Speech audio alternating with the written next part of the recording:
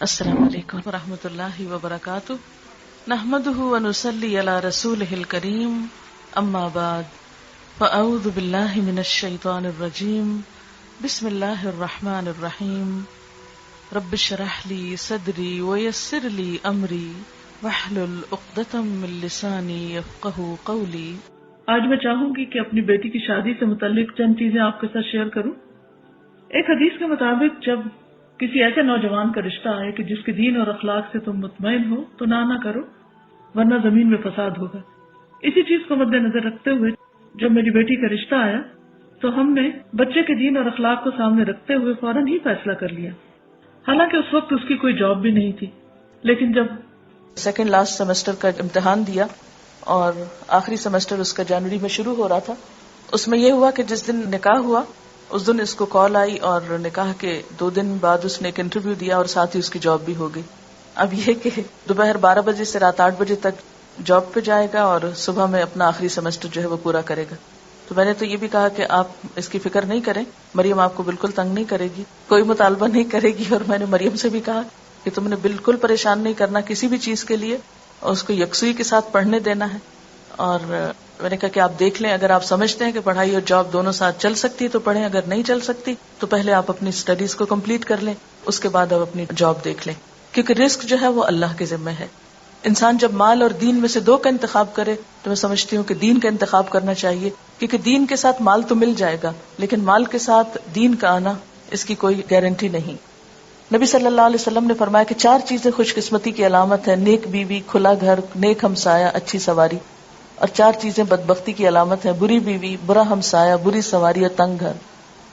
عورت سے 4 چیزوں کے پیش نظر نکاح کیا جاتا ہے: اس کے مال و دولت کی وجہ سے، حسب نسب کی وجہ سے، یا خوبصورتی کی وجہ سے، یا اس کی دینداری کی وجہ سے۔ اے انسان تیرے ہاتھ خاک آلود ہو، دیندار عورت سے نکاح کرنے میں کامیابی حاصل کرو۔ ہمیں سوچنا چاہیے کہ آخر اللہ کے رسول صلی اللہ علیہ وسلم نے دینداری ہی کو کیوں دیکھا اور کیوں معیار بنایا؟ آپ نے فرمایا مسلمانوں میں غریب لوگ مالداروں سے 500 سال پہلے بہشت میں جائیں گے۔ آپ نے فرمایا ہر امت کے لیے ایک فتنہ ہوتا ہے، میری امت کا فتنہ مال ہے۔ پھر اسی طرح برادری اور خاندان کو دیکھا جاتا ہے کہ کیا ذات ہے۔ یقین مانی مجھے ابھی تک یہ پوچھنے کا یاد ہی نہیں رہا کہ ان کی ذات کیا ہے۔ کسی نے جب مجھ سے پوچھا کہ ان کی ذات کیا ہے تو پھر مجھے خیال اچھا میں پوچھوں گی، اور میں جب سوچتی میں پھر بھول جاتی تھی، اور ابھی تک بھولی ہوئی ہوں، کیونکہ یہ ذات اور برادریاں تو صرف پہچان ہے انسان کی، اس سے بڑی پہچان جو ہے وہ اس کی دینداری اور اخلاق ہے۔ اور سب آدم سے اور آدم مٹی سے بنائے گئے، اس لیے کوئی کتنی بھی بڑی ذات سے ہو اصل تو سب کی ایک ہے۔ پھر اسی طرح حسن و جمال یہ بھی اللہ کی دین ہے، ہر ایک کو اللہ نے پیدا کیا اور اپنی مرضی سے بنایا، کسی پر بھی اعتراض کی کوئی گنجائش نہیں۔ اللہ جیسے چاہتا ہے صورتیں پیدا کرتا ہے، لیکن اللہ کے نزدیک جو عزت والا ہے وہ تقوی والا ہے۔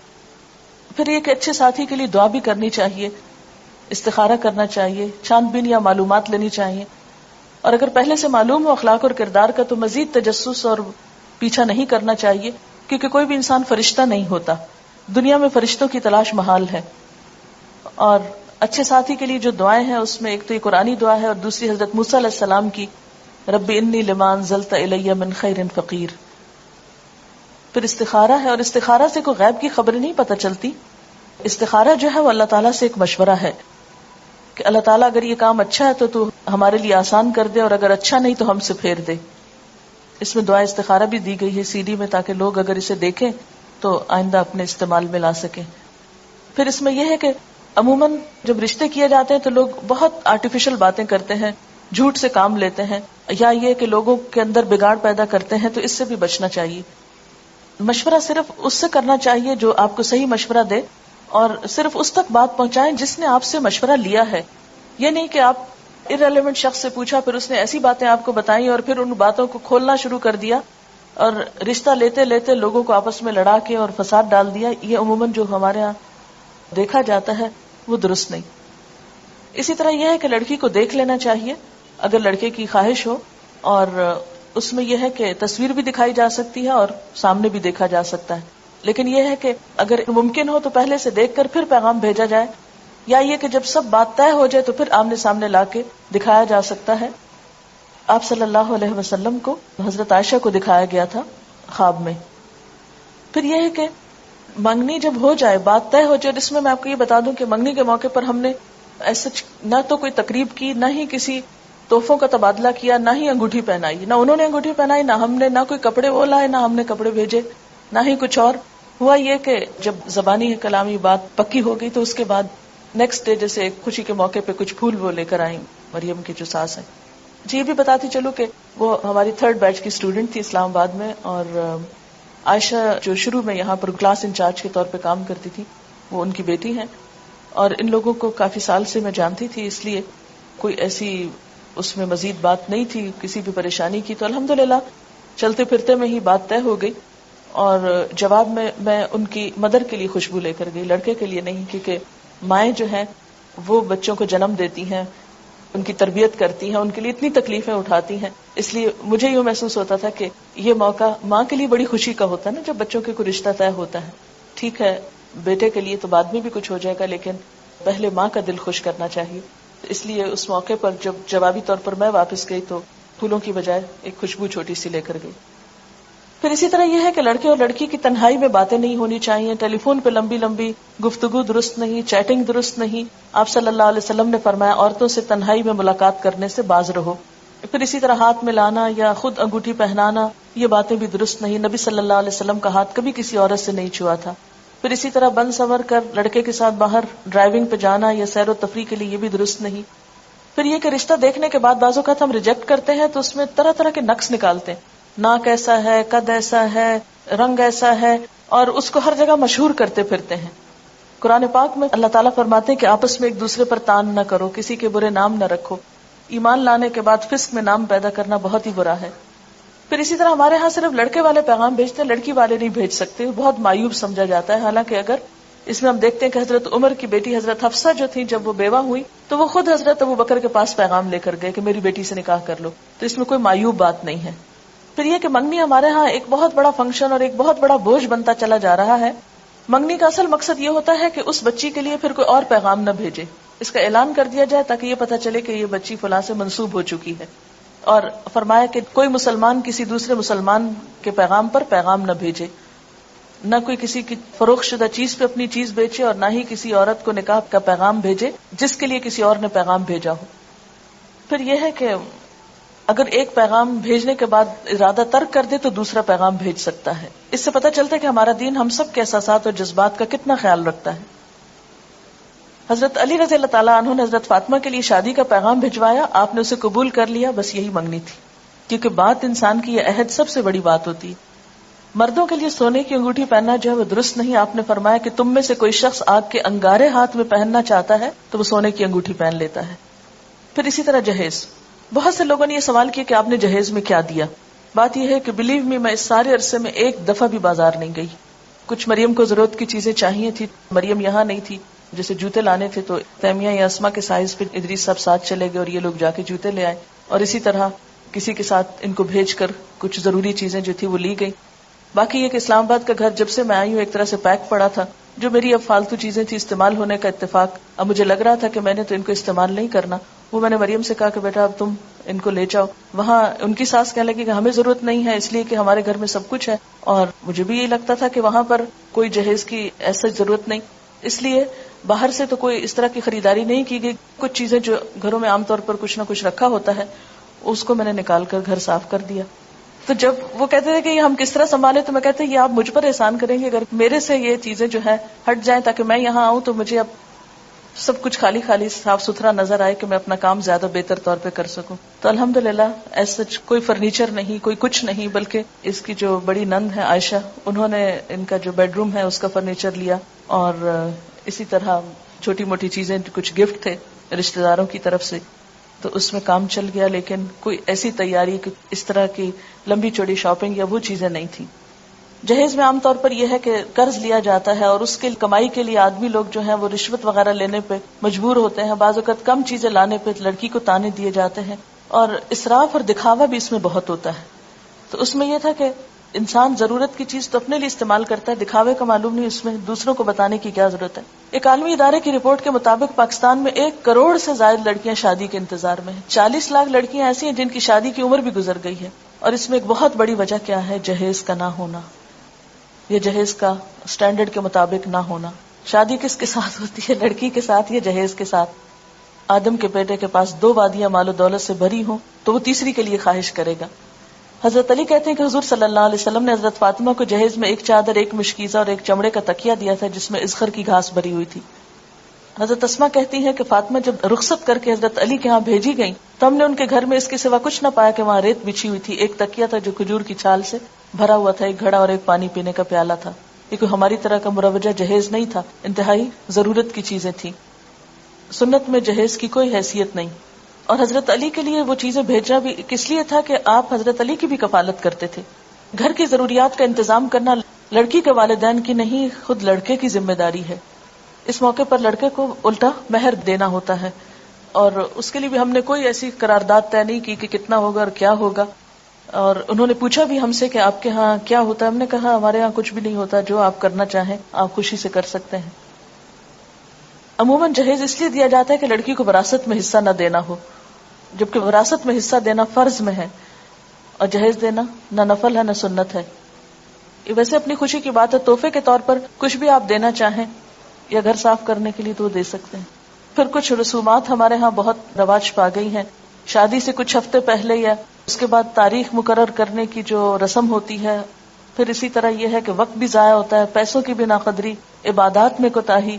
تو الحمدللہ اس موقع پر کوئی نماز، کسی نماز میں تاخیر نہیں ہوئی، کوئی ایسا اسراف اور دکھاوا نہیں ہوا، کوئی اسٹیج نہیں تیار کی گئی تھی، اس کے بغیر بھی شادی ہو گئی. پھر اسی طرح کوئی پیلا جوڑا نہیں پہنایا گیا، بلکہ میں نے شدت سے منع کیا تھا کہ ایسا کوئی رنگ مجھے نظر بھی نہ آئے.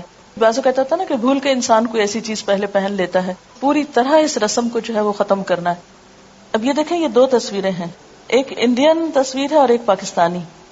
دونوں میں کیا فرق نظر آ رہا ہے؟ آپ ہی پہچان سکتے ہیں، مجھے تو پہچان نہیں ہو رہی. پھر جہیز کی نمائش، یہ بھی 2 کمپیریزن ہے. پھر اسی طرح یہ ہے کہ ٹھیک ہے اگر کچھ تفریح ہو رہی ہے یا گانا بجانا ہو رہا ہے تو اس میں ڈانس کی تو کوئی گنجائش نہیں نکلتی. نبی صلی اللہ علیہ وسلم نے فرمایا جس گھر میں گھنگرو اور گھنٹے ہوں اس میں رحمت کے فرشتے داخل نہیں ہوتے، نہ ہی فرشتے ان لوگوں کے ساتھ رہتے ہیں جو گھنٹے استعمال کرتے ہیں. اپنے ہاتھوں سے اپنے آپ کو ہلاکت میں مت ڈالو. یعنی اللہ کی رحمت کو کیوں دور کرتے ہیں ہم ایسی چیزوں سے. آپ نے فرمایا اس امت کے لوگوں پر زمین میں دھنسانے، شکلیں مسخ ہونے اور پتھروں کی بارش برسنے کا عذاب آئے گا. مسلمانوں میں سے کسی نے عرض کیا یا رسول اللہ صلی اللہ علیہ وسلم یہ کب ہوگا؟ آپ نے فرمایا جب گانے بجانے والی عورتیں ظاہر ہوں گی، آلات موسیقی عام استعمال ہوں گے اور شرابیں پی جائیں گی. ترمذی کی روایت ہے. پھر اسی طرح مہندی کی تقریب میں ایک دوسرے پہ طنز، برا بلا کہنا، مذاق اڑانا، یہ بھی اسلامی تعلیمات کے برعکس ہے. پھر اسی طرح مہندی کے موقع پر کھانوں کا اہتمام جو ہے اور اس میں خصوصی ڈیکوریشن یلو کلر میں، یہ تو درست نہیں، لیکن مہندی لگانا درست ہے. اس موقع پر ایسا کیا تھا کہ ہاسٹل کی سب بچیوں کو ہم نے اکٹھا کر لیا تھا. باہر سے صرف میری بہنیں تھیں، مریم کی جو نندیں ہیں انہوں نے مریم کو مہندی لگائی اور میں نے ہاسٹل کی سب بچیوں کے ہاتھ پہ کچھ کچھ لگایا. اوٹ پٹانگ لکیریں ادھر ادھر تھوڑا تھوڑا. ایک بات بتانا میں بھول گئی کہ مریم چونکہ وہاں تھی تو میں نے کہا کہ کچھ کام تم شروع کرو، فارغ نہیں بیٹھو. تو کلاس نے اسماء الحسنہ نہیں ابھی پڑھے تھے، 2 کلاسز اس وقت وہاں چل رہی ہیں، ایک تعلیم القرآن کورس کی اور ایک دوسری. تو اس نے ان کو اسماء الحسنہ سکھانے شروع کی، جیسے اسماء یہاں پر یہ صورتوں کے نام وغیرہ سکھاتی. تو جو آخری دن تھا، یعنی شادی کا جو دن تھا، نکاح کا دن، اس دن اس کا بس صرف ٹائم ٹیبل تھوڑا تبدیل کیا تھا کہ صبح صبح اس کی کلاس تھی، لیکن یہ کہ اس دن بھی اس نے پڑھایا. پھر اسی طرح یہ ہے کہ کھانوں میں بہت زیادہ اسراف ہوتا ہے. قرآن پاک میں اللہ تعالیٰ فرماتے وَلَا تُبَذِّرْ تَبْذِيرًا إِنَّ الْمُبَذِّرِينَ كَانُوا إِخْوَانَ الشَّيَاطِينِ وَكَانَ الشَّيْطَانُ لِرَبِّهِ كَفُورًا. فضول خرچی نہ کرو، فضول خرچ لوگ شیطان کے بھائی ہیں اور شیطان اپنے رب کا ناشکرا ہے. یعنی پیسے کا ضیاع محض دکھاوے میں اور اسراف میں، یہ شیطان کو خوش کرنے والی بات ہے، رحمان کو نہیں. اور اس میں اب ضرور آپ کو انتظار ہوگا کہ مریم نے پہنا کیا تھا. اس کو سفید رنگ کا جوڑا پہنایا تھا جس میں پنک کلر کی پائپنگ دوپٹے پہ لگی ہوئی تھی اور کچھ پنک کلر کی کڑھائی تھی اور پنک کلر کے موتیوں کا ہار تھا.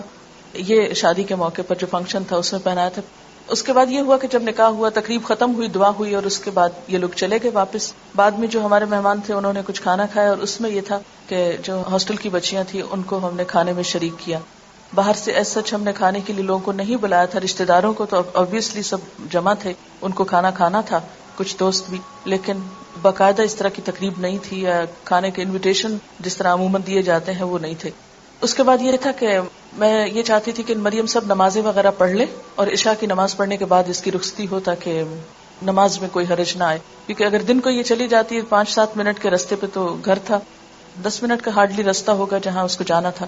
تو میں نے کہا کہ ابھی جا کے اگر سارا دن بیٹھی رہے گی ذرا وہاں جھجکے گی یا اور لوگ بھی ہوں گے تو بہتر ہے کہ یہ اپنا ریلیکس ہو, آرام کرے گھر میں اور اس کے بعد جائے. ہاں ایک بات بتاؤں کہ اس موقع پہ مریم نے کوئی ناخن نہیں بڑھائے اور نہ ہی ناخنوں کے اوپر کوئی خاص چیز ایسی لگائی. اس کے بعد یہ تھا کہ رات کو اس کو دوبارہ پھر جب بھجوانا تھا تو اس کے لیے تیار کیا گیا تھا, تو اس موقع پر اس کو گولڈ پہنایا. اور چونکہ اب وہ اپنے شوہر کے لیے تیار ہو رہی تھی, نمائش کے لیے نہیں, تو میری چوڑیاں جو کہ میرا سائز اب ہیوی ہو گیا ہے تو میری ہی چوڑیاں کچھ رکھی ہوئی تھی کیونکہ مجھے تو بازار جانے کا اور کچھ بنوانے کا موقع نہیں تھا, تو ان کو میں نے اس کو دیا. اسی طرح میری اپنی کچھ جیولری پڑی ہوئی تھی, کچھ اس کے لیے گفٹ وغیرہ تھے, تو وہ اس کو پہنا کے اس کے ساتھ یہ تھا کہ رخصت کیا. اس میں یہ تھا کہ کسی خاص بیوٹی پارلر سے نہ کسی کو بلایا اور نہ ہی وہ کسی بیوٹی پارلر میں گئی اور نہ ہی اس کے لیے کوئی بہت اہتمام تھا. یہاں یسرا اور ایک آمنہ, ان کی مدر میری اسٹوڈنٹ ہے فرسٹ بیچ کی, تو دن میں انہوں نے اس کو تیار کیا تھا. شام میں میری ایک اور لسنر ہے, وہ بہت عرصے سے مجھے پیچھے تھی کہ میں نے کچھ آپ کے لیے کرنا ہے, تو مجھے کسی نے کہا کہ وہ بہت اچھی دلہن تیار کر لیتی ہیں, تو میں نے کہا کہ ٹھیک ہے آپ انہیں کو بلا لیں. تو شام کے وقت انہوں نے اس کو تیار کیا. شام کے وقت اور کچھ لوگ نہیں تھے, صرف میرے بہن بھائی تھے اور میرے سسرال کے سب لوگ تھے. اور اس میں جو ٹائم تھا کہ 8:30 بجے رخصت کرنا ہے, اور جب یہ لوگ پہنچے لینے کے لیے اس وقت پھر کوئی خاص ہنگامہ نہیں ہوا. مریم سے میں نے کہا خود چلو, اور خود چل کے خیر گاڑی تک پہنچی, اس کو بٹھایا. کوئی رونا دھونا نہیں, کوئی چیخنا چلانا ہے, ہنگامہ نہیں, کوئی مصنوعی قسم کے آنسو نہیں, کچھ نہیں. لیکن دل میرا جو تھا بہت ہی, جسے کہتے ہیں نا کہ جسم کا ایک ٹکڑا انسان الگ کرتا ہے, کیونکہ حالانکہ مجھے پتا ہے پھر ملے گی یہ سب, لیکن ایک ان نون کسی میرے اندر اداسی تھی, یا ایک جیسے ایک محبت, یہ خون کا رشتہ ہوتا ہے, وہ ایک طبعی سی چیز ہے. لیکن الحمدللہ نارملی ان کو رخصت کیا, اور اس موقع پہ میں نے دعا پڑھی, استودعکم اللہ دینکم و امانتکم و خواتیم عملکم, اور ان کو بھجوا دیا. اور جو سب سے مشکل پارٹ تھا وہ یہ تھا کہ میں اپنے داماد سے حجاب کیسے اتاروں. مجھے اس قدر شرم آ رہی تھی, اس قدر شرم, کیونکہ اس دن تو میں نے خیر اتارا نہیں, وہ باہر ہی تھا بیچارہ, اندر تک نہیں آیا.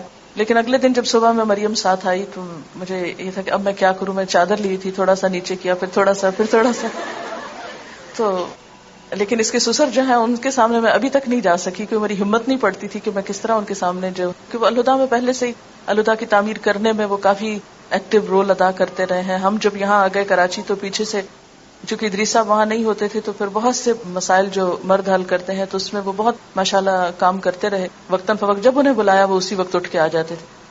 تو ان کے ساتھ کئی ایک میٹنگز پہلے ہو چکی تھی. اب مجھے شرم یہ آ رہی تھی کہ پھر میں ان کے سامنے بیٹھوں اور منہ سے کھول کے بیٹھوں, لیکن یہ ہے کہ ظاہر ہے کہ اب ایک رشتہ ہے تو انشاءاللہ نیکسٹ میٹنگ میں پھر بیٹھیں گے. اس کے بعد یہ تھا کہ جیسے میرے رشتہ دار اور کچھ اور لوگ گفٹ وغیرہ لے کر آئے تھے. باقی تو میں نے چونکہ انوائٹ نہیں کیا تھا, اور میرا مقصد یہی تھا کہ لوگوں کو کچھ لانے کی تکلیف نہ ہو. اسٹاف کے لوگوں میں سے میں نے کسی ایک کو مقرر کیا ہوا تھا کہ اسٹوڈینٹس میں سے اگر کوئی گفٹ لے کر وہاں پر آئے تو اس کو بہت پیار سے بہت اچھے طریقے سے سمجھا دیں کہ یہ اس طرح کی شادی تو ہو نہیں رہی, تو آپ ایسا نہیں کریں. لیکن یہ کہ جو میرے بہت کلوز جاننے والے اور رشتہ دار لوگ تھے وہ جو کچھ لے کر آئے تو مجھے یہ تھا کہ یہ پھر یہاں کیا کرے گا. کچھ چیزیں تو مریم کے ساتھ چلی گئیں, اور کچھ آنے سے پہلے الحمدللہ میں اپنی الماری بالکل خالی کر کے صاف کر کے حساب چکا کے, یعنی جو رشتہ دار وغیرہ آئے تھے ان کو واپسی پہ میں نے, جیسے مہمان کا ایک حق ہوتا ہے, اس حق کے طور پر انہی چیزوں کا تبادلہ کر کے ادھر کی ادھر, ادھر کی ادھر, ادھر کی ادھر, سب کی سب چیزیں تقریباً نکال دی.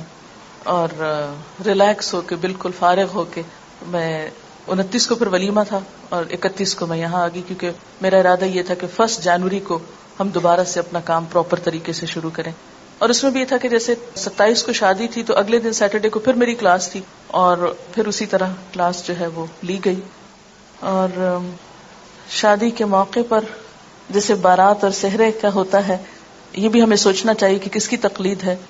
ہاں, بہت سے لوگوں نے پوچھا کہ مریم نے کیا پہنا, تو ان کا یہ خیال تھا شاید غرارہ یا کچھ اس طرح پہنا. تو قمیض شلوار تو مجھے خیال بھی نہیں آیا کہ یہ غرارہ ضروری ہے. میں اصل میں سوچ رہی تھی کہ جو میرا ڈریس ہے وہی وہ پہن لے گی, لیکن میں پتہ نہیں کہیں رکھ کے بھولی ہوئی تھی, وہ آخری مومنٹ تک مجھے ملا نہیں, بلکہ جب وہ چلی گئی تو بعد میں مجھے نظر آیا جب چیزیں ادھر ادھر صفائی میں کر رہی تھی.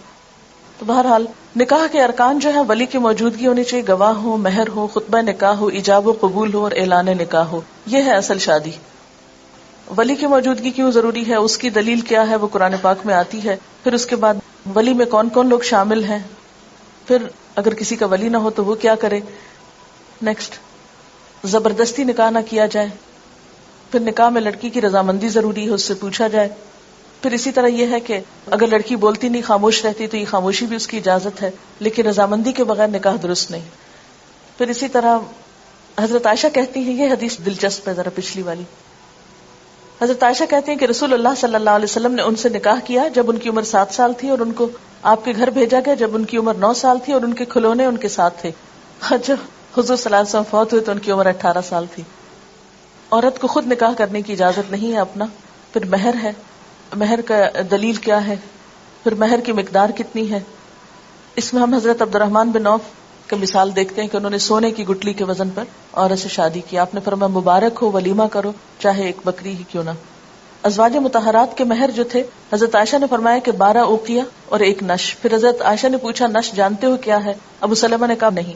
حضرت عائشہ نے فرمایا نصف اوقیہ، اور یہ 12.5 اوقیہ 500 درہم بنتا ہے، یعنی 500 درہم ازواج مطہرات کا مہر تھا، جو اچھی رقم ہے. اور حضرت ام حبیبہ کا مہر جو تھا وہ 4000 تھا، 4000 درہم. قبول اسلام کو مہر قرار دیا گیا حضرت ام سلیم کی طرف سے. بہترین نکاح وہ ہے جو آسان ہو. ہمارے ہاں جو 32.5 روپے حق کے مہر ہے، اس کی کوئی حقیقت نہیں. پھر اسی طرح گواہوں کا موجود ہونا، گواہوں کے بغیر نکاح نہیں ہوتا. آپ نے فرمایا جو عورت ایسا کرتی وہ زنا کرتی. خطبہ نکاح میں ہم دیکھتے ہیں کہ 3 آیات میں 4 دفعہ تقوی کا حکم ہے کہ اللہ سے ڈرو تو زندگی اچھی گزرے گی. پھر ایجاب و قبول ہوتا ہے. 3 دفعہ پوچھا جاتا ہے لڑکے سے کہ اس حق کے مہر کے عوض یہ لڑکی تمہیں قبول ہے. جب وہ 3 دفعہ ہاں کرتا ہے تو پھر نکاح کی گرہ لگ جاتی. نیکسٹ، اس میں آڈیو لیکچر بھی CD کے اندر موجود ہے، وہ سنا جا سکتا ہے. مبارکباد کے کلمات مسنون. آپ نے فرمایا حلال اور حرام کے درمیان فرق کرنے والی چیز دف ہے، یعنی اعلان نکاح ہے. پھر عورت جب گھر آئے تو اس کے لیے دعا کرنی چاہیے. پھر دعوت ولیمہ ہے، اور یہ دعوت بھی اپنی حیثیت کے مطابق کرنی چاہیے، اور اس میں بھی اسراف اور دکھاوا نہیں ہونا چاہیے. ایک موقع پر آپ نے جو پکا کر کسی جگہ پر کھجور اور منقع اور خوشگوار پانی کہیں کھانا، یعنی مختلف طریقہ سے ولیمے کی دعوت کی گئی. آپ نے فرمایا ولیمے کا کھانا برا کھانا، وہ کھانا برا ہے جس میں خوشحال اور دولت مند لوگوں کو بلایا جائے اور فقراء کو چھوڑ دیا جائے. اس موقع پر ہمیں ایک تھوڑی سی مشکل یہ ہوئی، جیسے ولیمہ کی دعوت تھی، انیشلی جو انہوں نے انویٹیشن دیا، یہ ہمارے ہاں عام طور پر شادی کا جو خرچہ ہوتا ہے اس کی تھوڑی سی، مثلا 8 لاکھ روپے 5 لاکھ روپے جو لوگ خرچ کرتے ہیں ایک عام شادی پر، اور اس کے مقابلے میں آپ دیکھیں کہ اللہ تعالیٰ کیا فرماتے ہیں، جو لوگ محض اپنا مال لوگوں کو دکھانے کے لیے خرچ کرتے ہیں اور در حقیقت نہ اللہ پر ایمان رکھتے ہیں نہ روز آخرت پر، سچ یہ ہے کہ شیطان جس کا رفیق ہوا اسے بہت ہی بری رفاقت میسر آئی. یعنی دکھاوے کے لیے اتنی رقمیں اڑانا جو ہے یہ سراسر غیر اسلامی ہے. آپ دیکھیں کہ تقریبات کے موقع پر 100 روپے فی کس کے حساب سے 8 روپے کا کھانا روزانہ پک رہا ہے. یہ ایک اخبار میں آیا تھا. یعنی روزانہ شہر میں جو کھانا پکتا ہے، ایک شادی میں نہیں کئی شادیوں کا جب ملایا جاتا ہے، 8 کروڑ روپے. یعنی اگر 100 روپے پر پرسن کا کھانا ہو تو ایک دن میں جو پک رہا ہے. پھر اسی طرح ہر سال پاکستانی 150 ارب روپے کا گوشت کھاتے ہیں. پھر اسی طرح دوسری طرف ہم دیکھتے ہیں کہ پاکستان کی 25% آبادی غذا کی کمی کا شکار ہے. 30% کھانا روز ضائع ہوتا ہے. صرف کراچی میں 2 کروڑ روپے مالیت کا کھانا روزانہ جھوٹا کر کے چھوڑ دیا جاتا ہے. یہ اخبار کے اسٹیٹسٹکس ہیں. یہ اعداد و شمار ہم سے کیا تقاضا کرتے ہیں؟ پاکستان کی کل آبادی 13 کروڑ ہے، اس میں سے 4 کروڑ 20 لاکھ لوگ، آبادی کا 30% حصہ انتہائی غریب ہے. 4 کروڑ 70 لاکھ لوگ، آبادی کا 62% لکھنا پڑھنا نہیں جانتے. 76% عورتیں پڑھی لکھی نہیں. 80 لاکھ بچے اسکول نہیں جاتے. 7 کروڑ 20 لاکھ لوگوں کا یعنی 53% حصہ حفظان صحت، ہسپتال اور طب کی سہولتیں میسر نہیں. 5 کروڑ 40 لاکھ لوگوں کو طبی سہولتیں میسر نہیں. 90 لاکھ بچوں کو مناسب غذائیت میسر نہیں. 6 کروڑ 10 لاکھ لوگوں کو صاف پینے کا پانی میسر نہیں. یہ فیڈرل بیورو آف سروے نے یہ رپورٹ پیش کی ہے. تو جس ملک کی آبادی کا حال یہ ہو، وہاں پر اتنا اسراف شادیوں کے موقع پر کسی طور پر بھی جائز نہیں. اگر اس پیسے کو ہم اپنی قوم کی تعلیم کے لیے خرچ کریں تو ہمارے لیے صدقہ جاریہ ہو.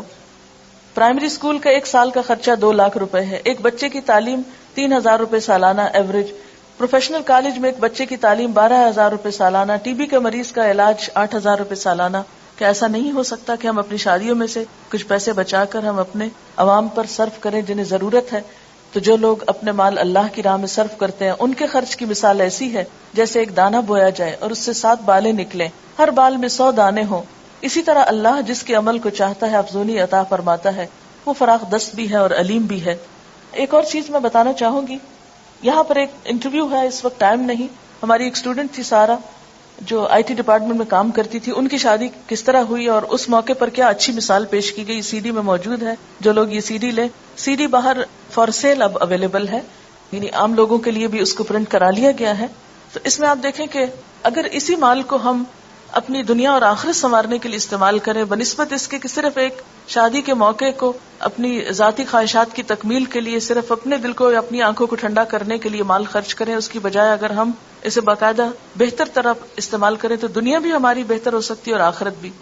اس میں صدقہ خیرات کر کے انسان کو بتانا تو نہیں چاہیے، لیکن تھوڑی سی مثال میں دوں گی کہ جیسے رشتہ داروں کا حق ہوتا ہے، تو میں نے کوشش یہ کی کہ شادی کے موقع پر جو گفٹ آئے ہیں وہ صرف مریم کو نہیں ملے بلکہ رشتہ داروں کو بھی ملے، اس کی کزنز جو ہیں یا ان کی جو اور رشتہ دار خواتین ہیں، جو بھی بچے یا بڑے یا جو بھی تھے، تو اس کو میں نے ان لوگوں کو بھی تقسیم کیا، اور یہ بھی میرے دل میں اللہ کی رضا تھی، نہ کہ یہ سوچا کہ ان کی طرف سے مجھے کچھ ملے یا یہ اگر کچھ لائے ہیں تو اس کا بدلہ ہو، نہیں، صرف ایک صلہ رحمی کے لیے۔ دوسرا یہ کہ مریم کو جیسے ولیمے کے موقع پر کچھ آنے والوں نے کچھ پیسے ویسے جو سلامی جس کو بولتے ہیں وہ دی، تو اگلے دن جب صبح میں آئی تو ایک لفافہ پکڑا ہو تو کہنے کہ ماما یہ الہدا میں ڈال دیں، میرا داماد بھی ساتھ تھا تو کہنے لگے کہ یہ ہم دونوں کی طرف سے الہدا کے لیے ہے۔ تو میں نے کہا کہ آپ لوگ ایک نئی زندگی شروع کر رہے ہیں، آپ کو اپنی ایجوکیشن وغیرہ کے لیے بھی ضرورت ہوگی تو آپ لوگ رکھیں اس کو، لیکن بالکل نہیں مانے اور بسد اصرار وہ پیسے جو ہیں وہ چھوڑ گئے۔ خیر میں نے بھی نہ پوچھا کہ کتنے ہیں اور نہ میں نے خود گنے، میں نے الہدا کی انتظامیہ کے حوالے کیے اور اس طرح زندگی کا ایک آغاز کیا گیا۔ اس کے بعد یہ تھا کہ جب صبح ملنے کے لیے آئے ہیں تو میری کلاس کا وقت تھا، میں تھوڑا سا بیٹھی ہوں اور اس کے بعد میں نے معذرت کی، میں نے کہا کہ میری کلاس کا وقت ہے، تو میرے داماد کہتے ہیں کہ نہیں آپ ضرور جائیں، اور میں کلاس میں چلی گئی تو میں نکلنے لگی تو میں نے کہا کیا مریم بھی آ سکتی ہے، کیونکہ شادی کے بعد شوہر کی اجازت ضروری ہے، چاہے وہ بچے ہیں اپنے لیکن پھر بھی جو ادب آداب ہیں ان کا لحاظ ضروری۔ کہتے کیوں نہیں، انشاءاللہ ضرور۔ تو وہ باہر پھر مردوں میں چلے گئے اور مریم جو ہے وہ کلاس میں میرے ساتھ نیکسٹ ڈے پر نیچے بیٹھی۔ تو پھر اس کے بعد یہ تھا کہ چونکہ کھانے کا وقت ہو رہا تھا، ان لوگوں کو جانا تھا، کچھ اور مہمان وغیرہ بھی تھے ان کے ہاں، تو پھر وہ بیچ میں کلاس کے اٹھ کے چلی گئی۔ لیکن یہ کہ مجھے نہیں پتا چلا کہ شادی کے ساتھ جو تعلیم کا سلسلہ ہے، یہ جو کام ہے، وہ کسی طور پر بھی متاثر نہیں ہوا، اس لیے کہ جن لوگوں کے ساتھ رشتہ جوڑا وہ بھی دین کو سمجھنے والے، مقصد کو سمجھنے والے، اور وقتاً فوقتاً اس کی تعلیم و تبلیغ میں شریک بھی رہے ہیں۔ اس لیے الحمدللہ کسی موقع پر کوئی تکلف نہیں، کوئی بیڈ فیلنگ نہیں، یعنی میں اللہ کا کتنا شکر ادا کروں کہ میرے آنسو اس پہ نہیں تھمتے کہ اللہ تیرا کتنا شکر ہے کہ تھرو آؤٹ رشتہ لینے سے لے کر شادی کے یعنی آخر میں جو میں ان کو خدا حافظ کہہ کے آئی ہوں، اس سارے موقع تک ایک مرتبہ بھی اللہ کا 1000 لاکھ دفعہ شکر ہے کوئی بیڈ فیلنگ دونوں فریقین کے درمیان نہیں ہوئی۔ ورنہ عام طور پر کیا ہوتا ہے کہ شادی ہونے سے پہلے یا شادی کے دن یا شادی کے بعد کوئی نہ کوئی بہانہ ڈھونڈ لیا جاتا ناراض ہونے کا، یا کوئی بہانہ ڈھونڈ لیا جاتا ہے ایک دوسرے کو ستانے کا یا پریشان کرنے کا۔ اصل حقیقی خوشی اور سکون اور راحت اور آرام کس میں ہے؟ مال و دولت کے دکھاوے یا اسراف اور لباس اور ان چیزوں میں نہیں ہے۔ اصل خوشی یہ ہے کہ انسانیت کا احترام ہو، ایک دوسرے کی عزت کی جائے، ایک دوسرے کو اس کا مقام دیا جائے، ایک دوسرے کی قدر پہچانی جائے، اور اس کا پورا لحاظ رکھا گیا۔ الحمدللہ دونوں طرف سے رکھا گیا، اس میں میرا کوئی کمال نہیں ہے یا میری طرف سے نہیں ہے۔ اگر ظاہر ہے کہ وہ لوگ کوآپریٹ نہیں کریں تو ہم کیا کر سکتے ہیں، لیکن چونکہ رشتہ اگر دین کی بنیاد پر ہوتا ہے اور دین کی روح اور اسپرٹ کو جاننے والے لوگ موجود ہوں تو پھر بہت سے معاملات طے کرنے میں مشکل نہیں ہوتی۔ یعنی کسی بھی معاملے میں یہ نہیں ہوا کہ اگر ہم نے کہا ایسا کر لیتے تو انہوں نے کہا نہیں یہ تو ہو نہیں سکتا، یا انہوں نے کہا کہ ایسا کرتے تو ہم نے کہا یہ تو پاسبل نہیں، کہیں نہیں۔ دونوں فریقین نے ایک دوسرے کے ساتھ مکمل طور پر ہم آہنگی اور آپس میں اتفاق کا مظاہرہ کیا۔ شادی کے بعد یہ ہے کہ دونوں کا تعلق کیا ہے، ہن لباس لکم وانتم لباس لہن، وہ تمہارا لباس ہے تم ان کا لباس ہو۔ اس سلسلے میں جو خاص نصیحت میں نے مریم کو رخصتی کے وقت کی وہ کیا تھی کہ مریم تم ایک نئے گھر میں جا رہی ہو، لیکن یاد رکھنا یہ عارضی گھر ہے، اس سے آگے ایک پائیدار گھر تمہارا انتظار کر رہا ہے۔ اس زندگی کی خوشیوں میں اور اس زندگی کے سکون میں جا کر تم اپنی آخرت کو نہیں بھولنا۔ میں تمہیں اس موقع پر بھی یہی نصیحت کروں گی کہ وہاں جا کر بھی آخرت کے گھر کی تیاری جاری رکھنی ہے، اور اس میں سب سے پہلے یہ کہ آخرت کی تیاری حقوق العباد کو ادا کر کے ہوتی ہے، عبادات تو اپنی جگہ۔ ہاں ایک اور دلچسپ بات یہ کہ جب نیکسٹ ڈے ملاقات ہوئی میری بچے کی والدہ سے تو کہنے لگی کہ ہنس رہی تھی کہ آج سب لوگ مسجد میں انتظار کر رہے تھے کہ آج تو عاطف کی شادی ہے، دیکھتے ہیں فجر کی نماز میں آتا ہے یا نہیں۔ تو کہتے ہیں کہ الحمدللہ وہ اس امتحان میں پورا اترا ہے اور آج بھی فجر کی نماز اس نے مسجد میں جا کے پڑھی ہے۔ تو مجھے اتنی خوشی ہوئی. میں نے کہا الحمدللہ، اللہ کا لاکھ لاکھ شکر ہے کہ جس نے ایسے موقعوں پر اپنی اطاعت کی توفیق دی ہے. ورنہ عموماً کیا ہوتا ہے، خوشی کا موقع یا غم کا موقع، سب سے پہلے ہم نماز روزہ یا انسانوں کے حقوق کو بھول جاتے ہیں بعض اوقات. تو اس میں یہ ہے کہ جو خاص تاکید میں نے کی کہ مجھے کوئی بھی چیز جو گھر میں ایسی ہو جو، کیونکہ انسان ہے، اگر کسی قسم کی کوئی ناگوار فیلنگ بھی کبھی آئے، اللہ نہ کرے، مجھ تک نہیں پہنچانی، اس کو کہیں باہر جا کے ڈسکلوز نہیں کر، کسی دوست سے اس کا ذکر نہیں کرنا، اللہ سے دعا کرنی ہے اور مدد مانگنی ہے اور اس سفر کو جاری رکھنا ہے. میں کوئی بھی شکایت، کوئی بھی عیب، کوئی بھی چیز نہ دیکھنا چاہتی ہوں، نہ سننا چاہتی ہوں. نو وے. ہن لباس لکم وانتم لباس لکم، دونوں آپس میں نپٹو، ایک دوسرے کا لباس ہو، آپس میں ایک دوسرے کے ساتھ مفاہمت اور موافقت کرو. اور یعنی کہ لڑکا یا لڑکی بالغ ہوتے ہیں تو شادی ہوتی ہے، تو بالغ ہونے کا مطلب یہ کہ اب میچور بھی ہوں اور ایک دوسرے کا حق پہچانے.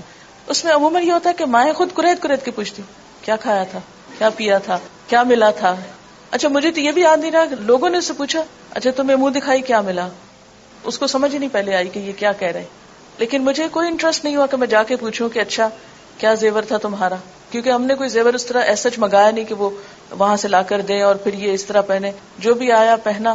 میں نے نہیں ایک دفعہ آنکھ بھر کے بھی نہیں دیکھا کہ کیا چیز ہے، اس لیے کہ جس کا ہے اس کو اللہ نصیب کرے. اور باقی یہ ہے کہ نہ تو اس میں دکھاوا اور نہ ریاکاری اور نہ ہی کوئی دلچسپی. ہمیں چیز کسی کی ہو، دلچسپی ہمیں کس بات سے. اور باقی چیزیں تو ان چیزوں پہ مال قابل بھروسہ نہیں کہ اس کے بھروسے پر ہم سمجھے کہ مستقبل محفوظ ہو گیا. وہ تو آنی جانی چیز ہے. بھروسہ تو اصل اللہ کی ذات پر ہے کہ اسے راضی رکھا جائے، وہ ناراض نہ ہو، وہ اپنی رحمت کا دامن جو پھیلائے رکھے اور وہ منہ نہ موڑے ہم سے. بہرحال لباس جو ہے وہ خوبصورتی کا ذریعہ بھی ہے، عیب بھی چھپاتا ہے، آرام اور راحت کا سبب بھی ہے. پھر حقوق و فرائض کے اوپر کچھ باتیں ہیں. بیوی کے حقوق ہیں قرآن پاک اور احادیث کی روشنی میں. کتنی خوبصورت تعلیم ہے جو ہمارے دین نے ہمیں دی ہے. اگر ان پہ ہم عمل کریں تو بہت سی مشکلات حل ہو جائیں.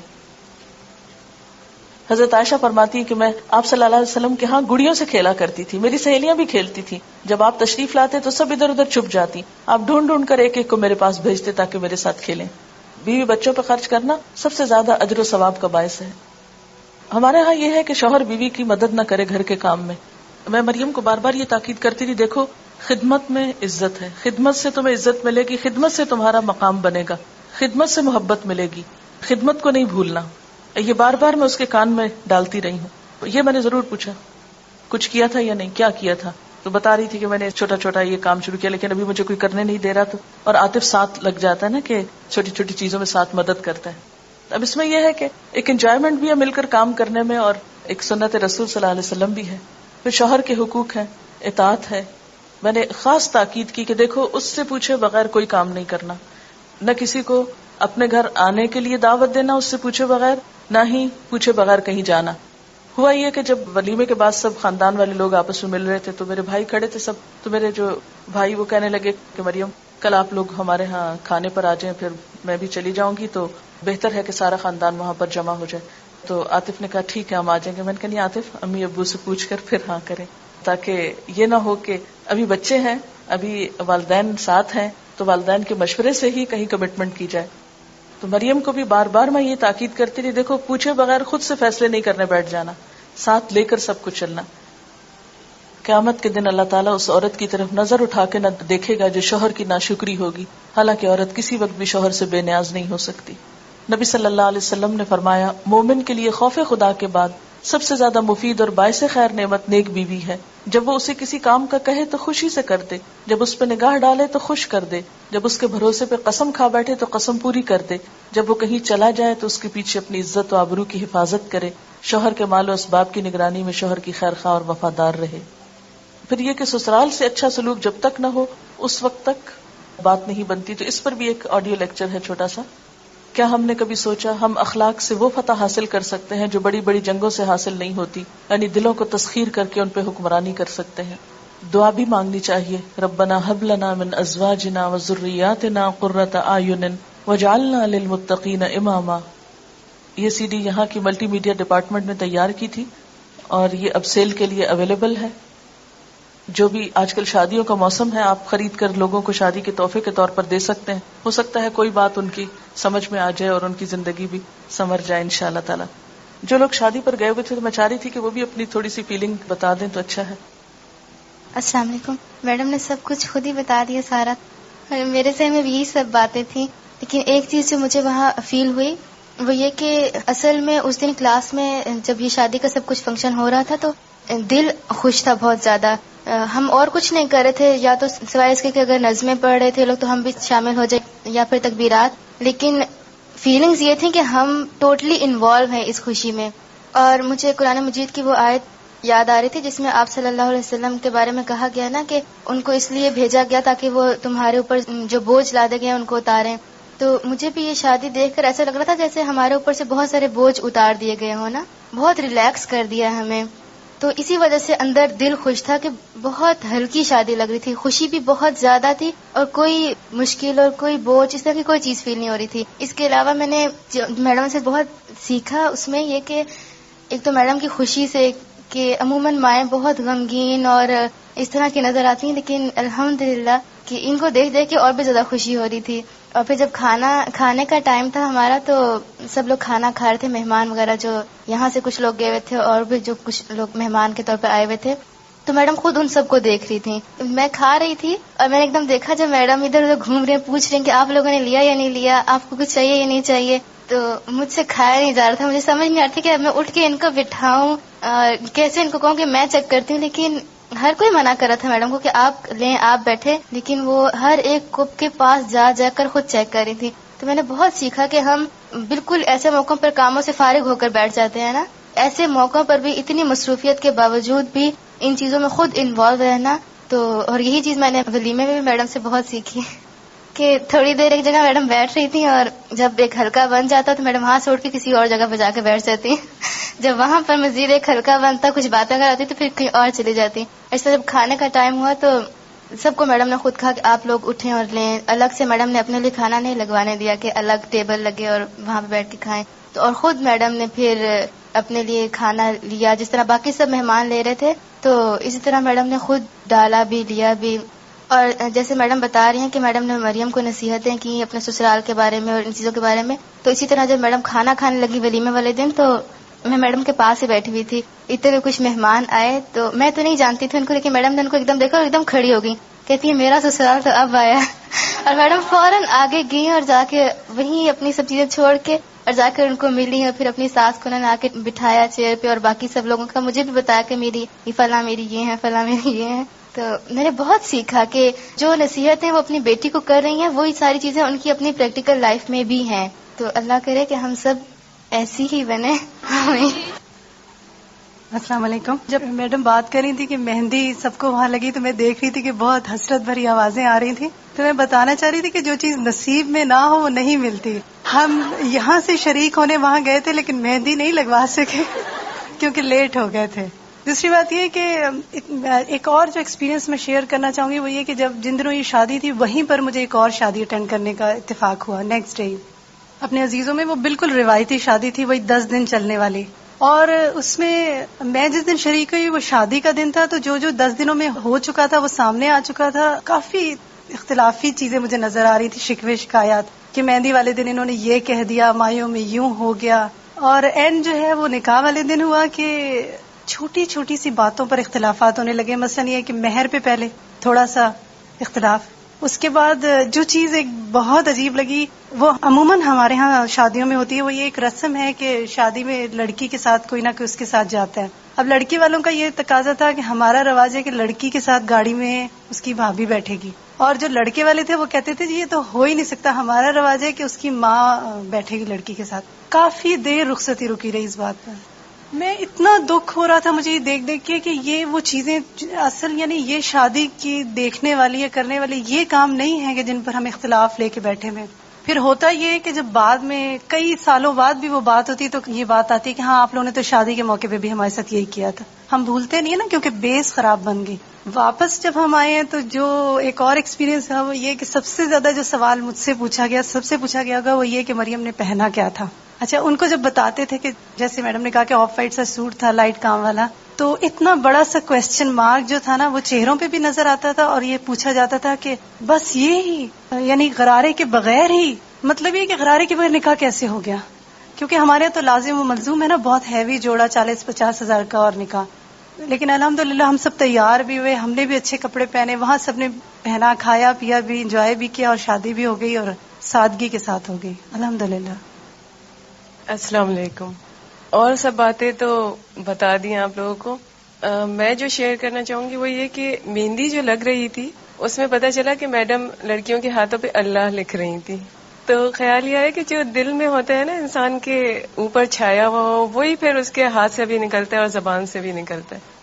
اور پھر یہ کہ مجھے بھی ایک اور شادی میں جانے کا اتفاق ہوا. شادی تو ابھی شروع نہیں ہوئی تھی، ابھی تیاریاں ہی ہو رہی تھی، لیکن اتنی تیاریاں تھیں اور اتنے پریشان تھے وہاں کے لوگ. تو میں سوچ رہی تھی کہ یہاں پر ہمیں پتا چلا کہ شادی کا مینیو بھی ایک دن پہلے ہی پوچھا گیا، ڈیسائیڈ کیا گیا، اور لوگ پریشان تھے کہ کیا مینیو ہوگا، لیکن میڈم بڑے آرام سے تھی. اور ایک دن پہلے مینیو ڈیسائیڈ ہوا جو کہ گوشت کا سالن تھا اور مٹر چاول تھے، اور بہت ہی لذیذ بنا ہوا تھا کھانا. اور زیادہ پرلطف بات یہ تھی کہ میڈم ہماری میزبانی کر رہی تھی اور اٹھا کے پوچھ رہی تھی. اور مجھے یہ خیال آ رہا تھا کہ یہاں ہم اپنے استاد کی مہمان بننے میں اتنے خوش ہیں، تو جنت میں جب اللہ تعالیٰ ہماری مہمانی کریں گے تو ہم کتنے خوش ہوں گے.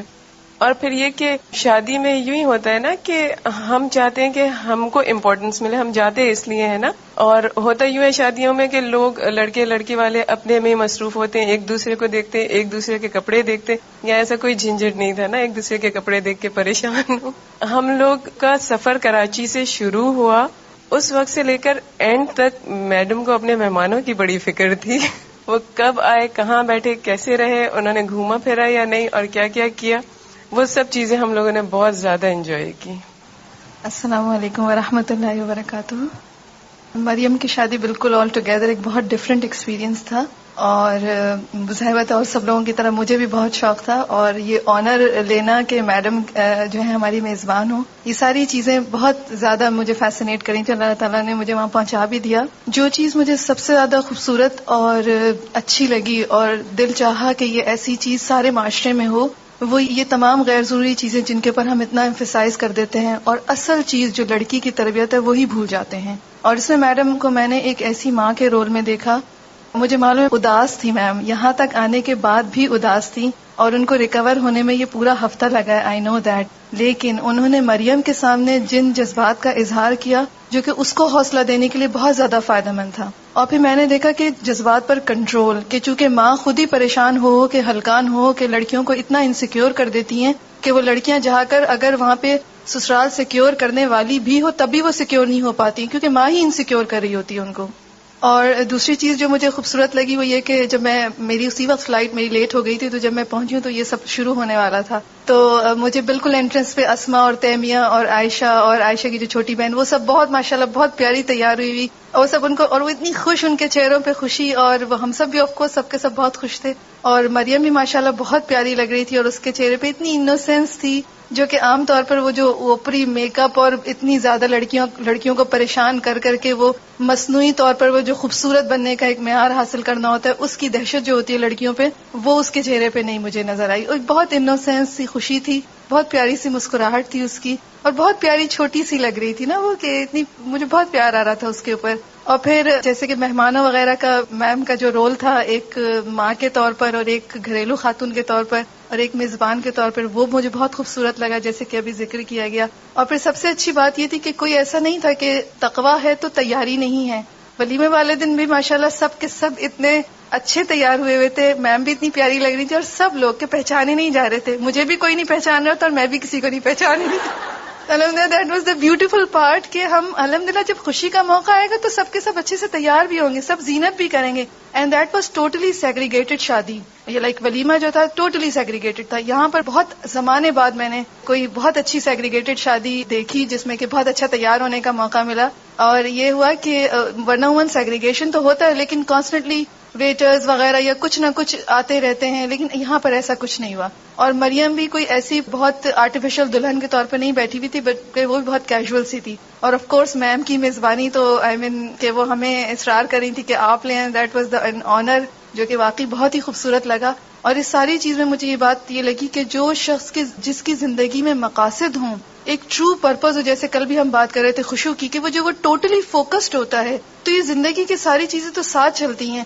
وہ اسی کے اندر وہ ساری چیزیں اسی ایک مقصد کو سرو کر رہی ہوتی ہے. اور مجھے یہ ساری چیز لگی جیسے مریم کی شادی بھی جو ہے وہ ایک اس مقصد کی طرف لوگوں کو لانے کا ذریعہ بن گیا. جیسے اب یہاں پہ ہم کراچی میں بھی ہم اتنے سارے لوگ سن رہے ہیں اور ہم جنہوں نے دیکھا جو گئے پھر یہ CD جائے گی, یعنی پھر وہ ساری چیزیں وہ سارے کام جو کہ عام لوگوں کی زندگی میں چلتے ہیں اسی طرح ان لوگوں کی زندگیوں میں بھی چلتے ہیں جن کی زندگی میں مقاصد ہوتے ہیں, لیکن پھر وہ سب کے سب اس مقصد کو سرو کرتے ہیں. اور اب میں نے دیکھا کہ بغیر کسی ایکسٹرا میڈم کو کوئی چھٹیاں نہیں لینی پڑی یا کچھ ایسا نہیں ہوا اور اس کے باوجود بھی وہ کام ہو گیا. اس کا مطلب ہے ایک بہت آسان اور خوبصورت کام جس کو ہم نے اتنا بھونڈا اور مشکل والا بنا لیا ہے کہ اس میں ساری توجہ وہ جو صرف ظاہری اس پہ رہتی ہے اور لڑکیوں کی تربیت یا ماں کا جو رول ہے یا خاندان کا جو رول ہے اس سے ہٹ جاتی ہے سب کی توجہ.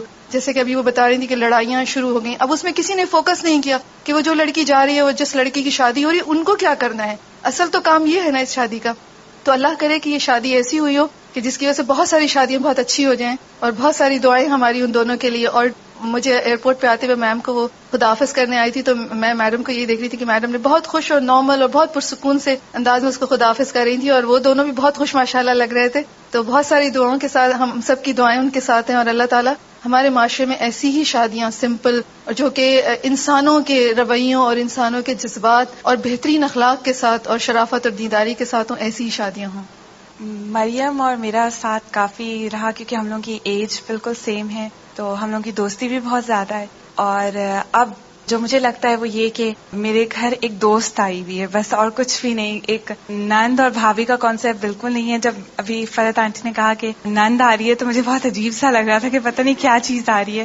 بالکل دوستوں سا رویہ ہے ہم لوگوں کا. اور میری چھوٹی بہن کہہ رہی تھی کہ پتہ نہیں جب مریم آئے گی تو میں اس طرح لیٹ سکوں گی کہ نہیں اس بیڈ پہ یا نہیں. اور وہ شاید اگلا ہی دن تھا کہ وہ اس طرح لیٹی ہوئی اور کہہ رہی تھی اس میں یاد ہے نا میں تمہیں کہہ رہی تھی کہ میں اس طرح لیٹ سکوں گی کہ نہیں. اتنی یعنی جلدی فرینکنیس ہو گئی کیونکہ ہم لوگوں کے مائنڈ سیم تھے, ہم لوگوں کی باتیں سیم تھی اور ہم لوگوں کا ایم انشاءاللہ سیم ہے اور سیم رہے گا.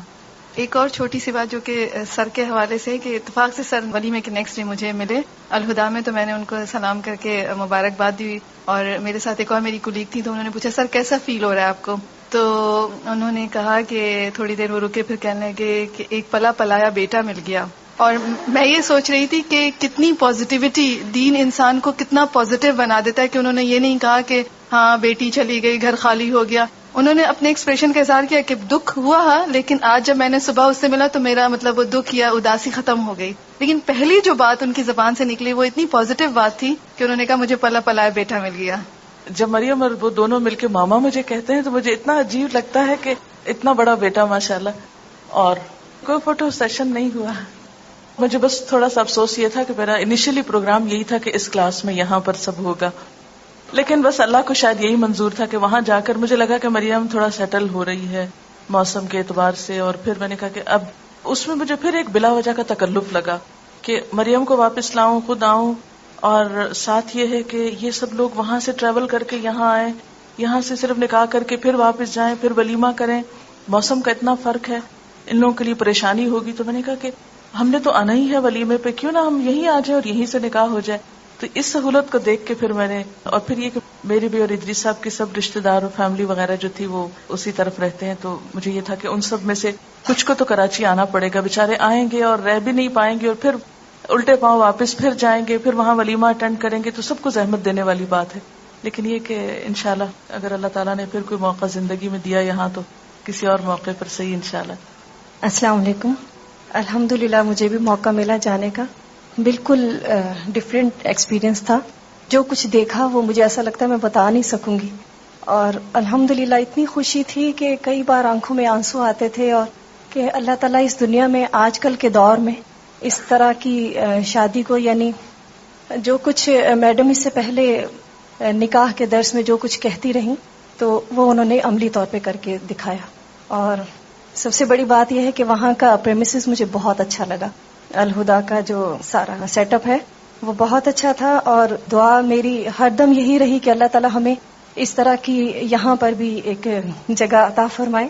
آپ سب لوگ اس دعا کو ضرور کیا کریں. ٹھیک ہے, جزاک اللہ. عام طور پر مجھے کاموں میں رات کافی دیر ہو جاتی ہے سونے میں, لیکن حیرت کی بات ہے کہ شادی سے ایک رات پہلے میں تقریباً رات 9 ساڑھے 9 بجے سو گئی. اور پتہ نہیں مجھے نیند آنے لگی اور نماز مجھے نہیں پڑھنا تھی، تو میں نے کہا چلے میں تھوڑا سا لیٹ جاتی ہوں. جو ہی لیٹی تو میں گہری نیند سو گئی اور سویرے اٹھی.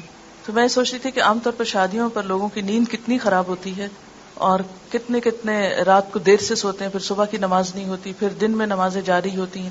ایسا لگا کہ جیسے میں کافی پچھلے دنوں ٹریول کر رہی تھی، پہلے اسلام آباد تھی، پھر کراچی آئی، موسم بدلا، پھر واپس اسلام آباد. تو اس کی وجہ سے وہ ایک ابھی تک میں روٹین میں نہیں جیسے آ پا رہی تھی. لیکن اس نیند نے مجھے اتنا فریش کر دیا کہ اگلے 2 دن جو تھے وہ میرے لیے بہت آسان ہو گئے. اس موقع پر ایک دعا میں نے سب کے لیے کی تھی کہ اللہ تعالیٰ میری ساری روحانی بیٹیوں کی شادیاں بہت اچھی جگہ اور بہت جلد ہو جائیں. سبحانک اللہم و بحمدک نشہد ان لا الہ الا انت نستغفرک و نتوب الیک. والسلام علیکم و رحمۃ اللہ وبرکاتہ.